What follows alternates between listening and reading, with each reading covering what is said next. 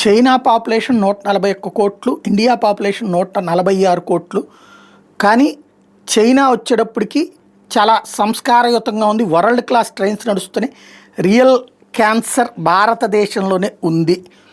ఇప్పుడు ఇది పెద్ద ఎత్తున ట్రెండ్ చేస్తున్నారు. అంటే భారతీయుల్ని అవమానిస్తున్నారు. Yes, correct. ట్రైన్స్ పరంగా ఇవాళ గతంతో పోల్చుకుంటే మన టాయిలెట్ మన కాళ్ళ కింద నుంచి వెళ్ళిన దాంతో పోల్చుకుంటే, ప్లాట్ఫారాలన్నీ కంపు కొట్టే స్టేజ్తో పోల్చుకుంటే ఇప్పుడు అద్భుతంగా మారినాయి. వసతులు మెరుగుపడ్డాయి, రైళ్లలోనూ మెరుగుపడ్డాయి, రైలు ప్లాట్ఫారాల మీద మెరుగుపడ్డాయి, రైల్వే స్టేషన్లు బాగుపడ్డాయి. సమస్యల్లా మన ప్రవర్తన. రైల్లోకి వెళ్ళాక కూర్చుని తిన్నాక మన సీటు కింద పడేయటం లేదా ముందు పడేయటం అనేటటువంటి దరిద్రం మనది. వందే భారత్ లాంటి చోట్ల, లేకపోతే ఏసీ కంపార్ట్మెంట్లో అక్కడ టాయిలెట్కి వెళ్ళే చోటన ఒక ఇది ఉంటుంది, డస్ట్బిన్, అందులో పడేయాలి.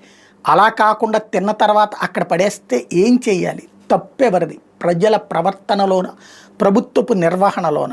అక్కడ అలా చేస్తే చట్టపరమైన చర్యలు తీసుకుంటారు. ఎందుకంటే అక్కడ ఓట్లతో అవసరం లేదు, అక్కడ ఎవడు ఓటేసి గెలిపించే ఇష్యూ లేదు. సచ్చినట్టు అక్కడ చట్టాన్ని ఖచ్చితంగా అమలు చేస్తారు. అందుకని వాడు భయంతో బాధ్యతగా ఉంటాడు. ప్రభుత్వాల మీద ఒత్తిడి చేయడు. మన దగ్గర ఇక్కడ మన ఇష్టారాజ్యంగా నడుస్తాం కాబట్టి వచ్చే సమస్య.